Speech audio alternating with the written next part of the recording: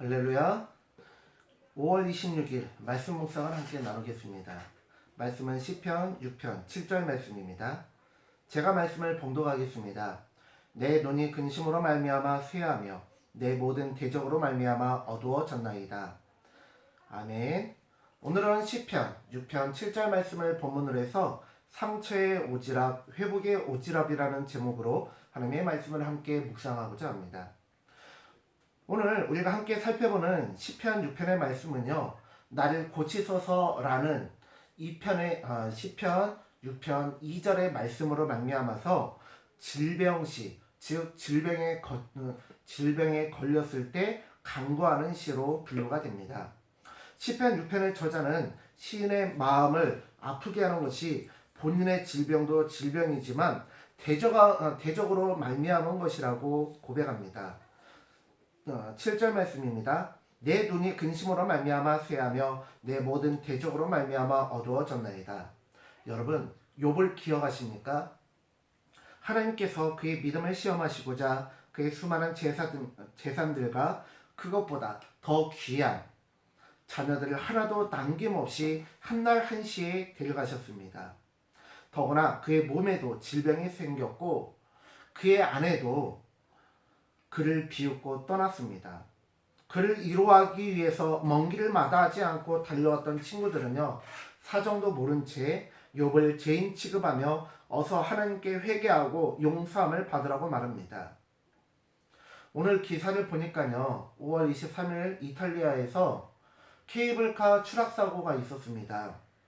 그래서 그때 당시만 해도 모든 사람이 다 죽었다고 이렇게 기사에 나왔는데요, 오늘 그 기사를 보니까 거기에 타고 있던 20여 명 남짓한 사람들 중에서 5살짜리 남자아이 하나만 살아남았다고 해요.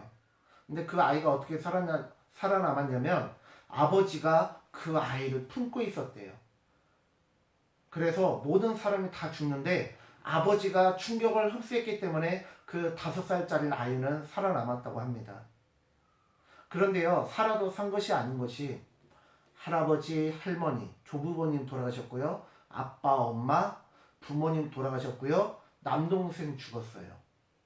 일가족 중에서 이 5살짜리 꼬마아이 하나만 살아남았고 그 아이도 지금 뼈가 막 부서지고 그래가지고 이탈리아에 있는 중환자실에 지금 치료를 받고 검사를 받고 있다고 합니다.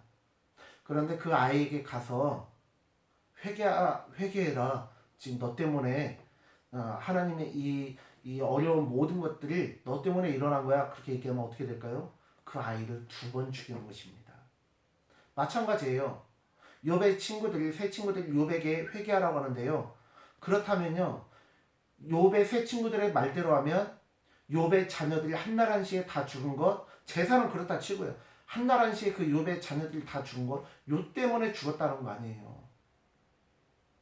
욥을 2번 죽이는 것입니다.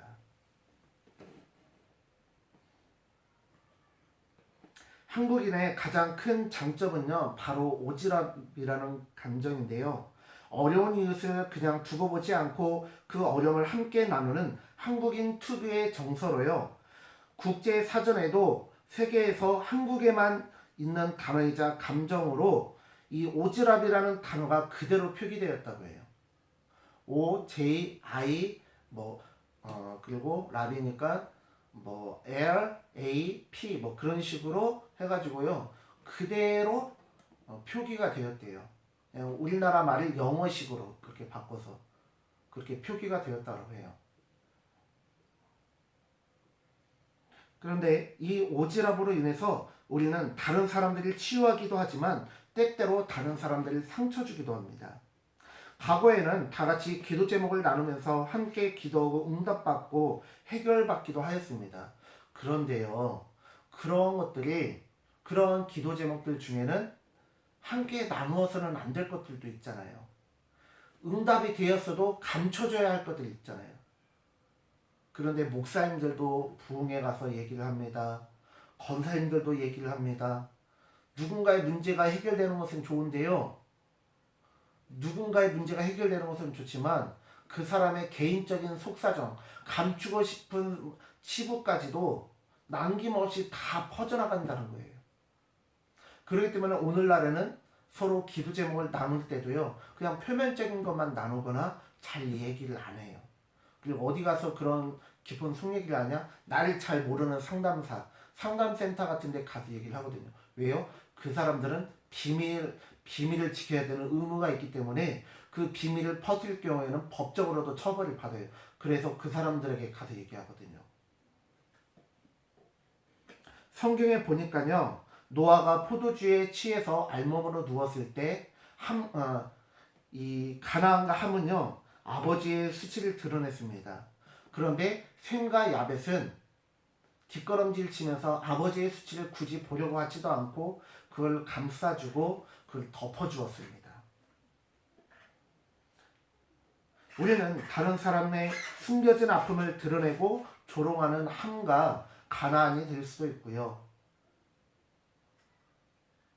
다른 사람의 고통 때문에 먼 길을 마다하지 않고 달려오고 3일 동안 침묵했지만 결국에는 욥을 정죄하였던 욥의 세 친구들처럼 될 수도 있고요. 노아의 두 아들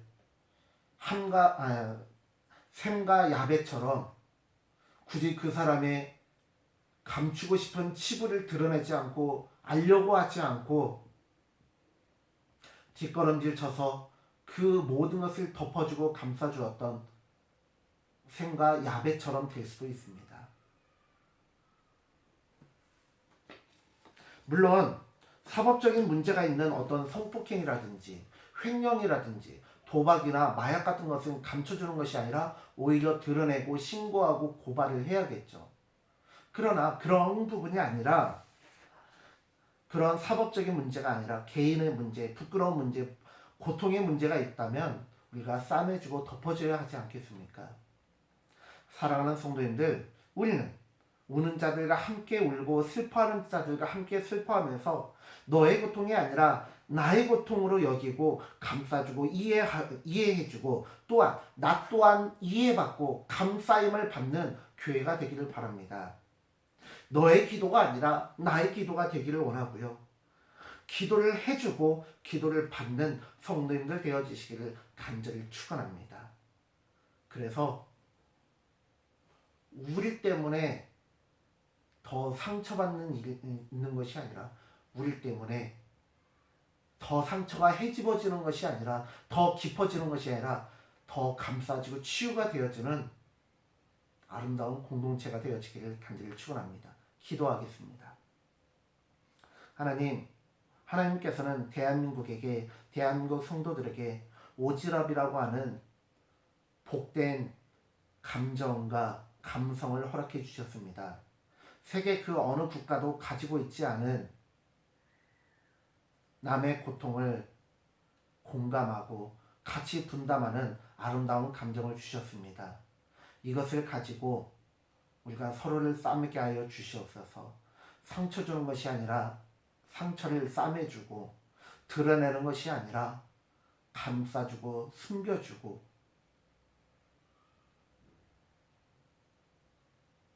위로하고 품어주는 아름다운 교회가 되게 하여 주시옵소서. 성도가 되게 하여 주시옵소서. 목사가 되게 하여 주시옵소서. 감사드리며 예수님의 이름으로 기도드립니다. 아멘. 사랑하는 성도님들, 오늘 시편 6편 7절의 말씀을 기억하시면서 누군가 나의 고통과 부끄러움과 수치를 감싸주기를 원한다면 나 또한 남들의 수치와 아픔과 고통을 감싸주는 성숙한 신앙인들이 되어지기를 간절히 축원합니다. 샬롬.